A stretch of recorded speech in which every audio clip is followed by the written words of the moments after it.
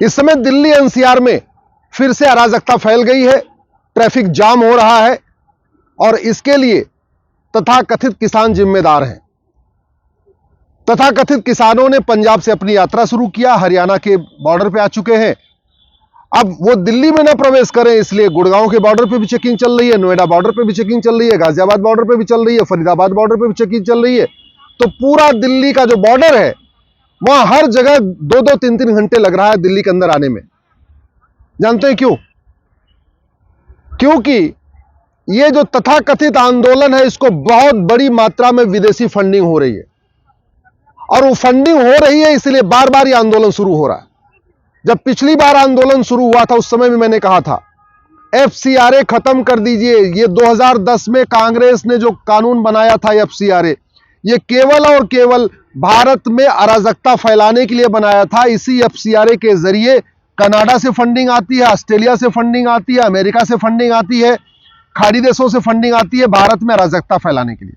जब तक एफसीआरए खत्म नहीं होगा तब तक अराजकता खत्म नहीं होगी, तब तक विदेशी फंडिंग रुकेगी नहीं।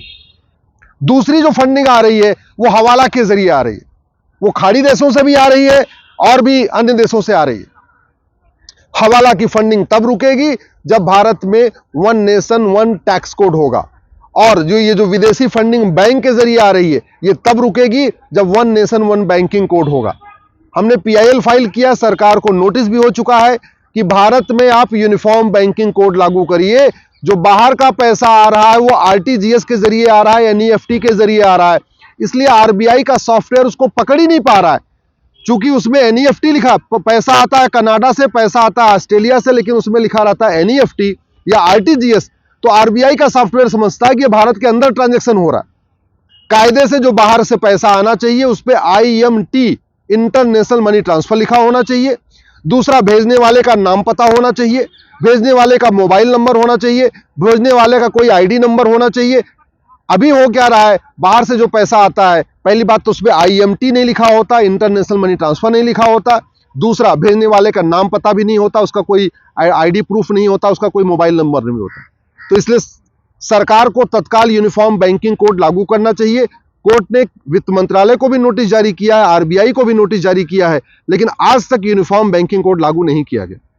दूसरा, ये जो हवाला के जरिए पैसे आ रहा है, ये हवाला का पैसा तभी रुकेगा जब 100 रुपए से बड़ी नोट बंद होगी। मैं बार बार कह चुका हूं, जितनी बड़ी नोट होती है उतना ज्यादा हवाला होता है, जितनी बड़ी नोट होती है उतना ज्यादा कालाधन होता है, जितनी बड़ी नोट होती है उतना ज्यादा भ्रष्टाचार होता है।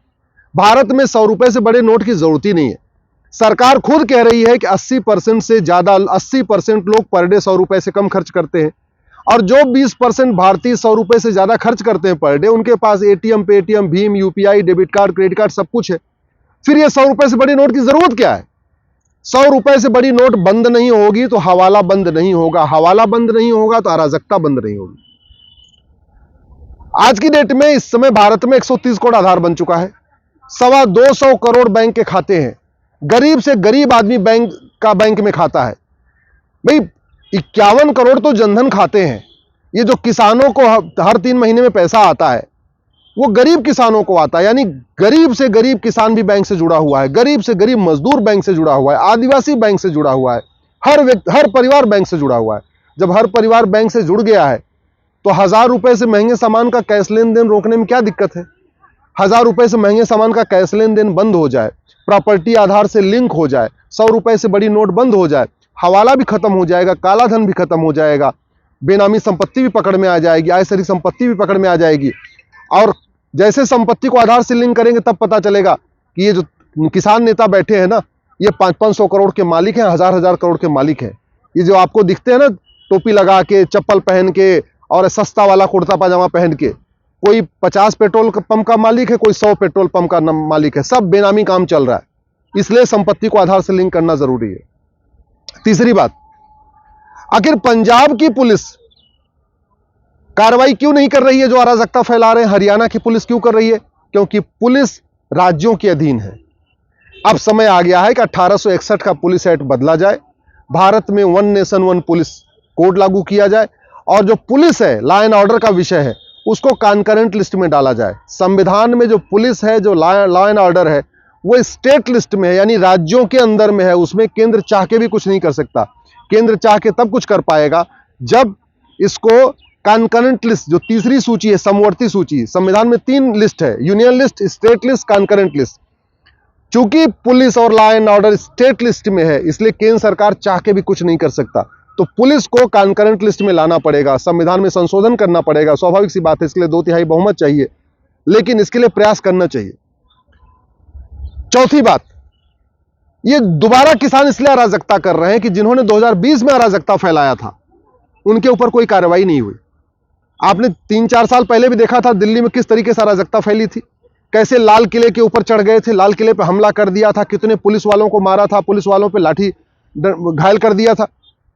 जिन लोगों ने जो 2020-21 में अराजकता फैलाई थी, अगर उनको सजा हो गई होती ना, तो दोबारा ये फिर से अराजकता फैलाने की हिम्मत नहीं पड़ती। चूंकि पुलिस सत्ता के गुलाम है, पुलिस स्टेट के अधीन है, एक राज्य कार्रवाई करता, दूसरा का राज्य कार्रवाई नहीं करता। तीसरा, चौथा, जो जुडिशियल सिस्टम एकदम सड़ा हुआ है, न्यायिक व्यवस्था सड़ी हुई है, लोगों को सजा ही नहीं होती है। 20 साल, 30 साल, 40 साल मुकदमे चलते हैं। अगर जिन्होंने पिछली बार अराजकता फैलाई थी, अगर उनको साल भर के अंदर सजा हो गई होती, तो दोबारा बॉर्डर पे आने की किसी की हिम्मत नहीं पड़ती। दोबारा बॉर्डर पे आने की इसलिए हिम्मत पड़ी है, एक तो विदेशी फंडिंग हो रही है, एफसीआरए के जरिए फंडिंग भी हो रही है, हवाला के जरिए फंडिंग हो रही है, उनके एनजीओज को फंडिंग आ रही है, और जिन्होंने अराजकता फैलाई उनको सजा नहीं मिली। सजा जल्दी मिले, इसके लिए नार्को पॉलीग्राफ ब्रेन मैपिंग कानून बनाना पड़ेगा। मैं गारंटी के साथ कहता हूं, आप 4-5 किसान नेताओं को पकड़ के उनका नार्को टेस्ट कर लीजिए, पॉलीग्राफ कर लीजिए, ब्रेन मैपिंग कर लीजिए। बाकी तो छोड़िए, आप एक बार टिकैत को पकड़िए।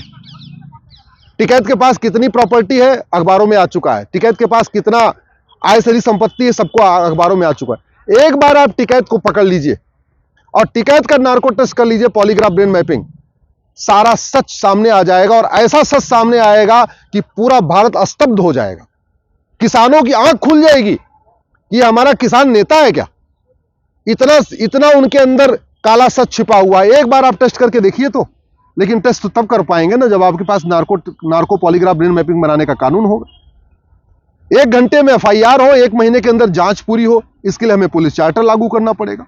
साल भर के अंदर मुकदमों का फैसला हो, इसके लिए हमें जुडिशियल चार्टर लागू करना पड़ेगा। और तीसरी बात, जिसके पास बेनामी संपत्ति हो, जिसके पास आय से संपत्ति हो, जिसके पास कालाधन हो, उसको 100% जब्त करने, उसकी नागरिकता खत्म करने और उसको आजीवन कारावास, फांसी देने के लिए कानून बनाइए। मैं गारंटी के साथ कहता हूं, ये जो बार बार अराजकता फैलाई जाती है, कभी किसी बांध के खिलाफ आंदोलन शुरू होता है, कभी किसी खिलाफ आंदोलन शुरू हो जाता है, ये सारा बंद हो जाएगा। शांति आएगी, समृद्धि आएगी, खुशहाली आएगी। कानून घटिया है इसीलिए अराजकता है।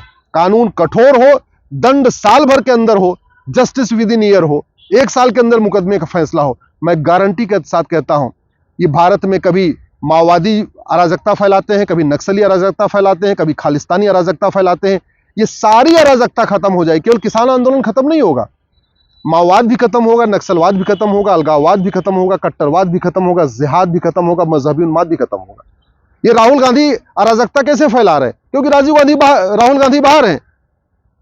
राहुल गांधी जो जातियों के आधार पर बांट रहे हैं, वो कैसे बांट रहे हैं? बाहर है।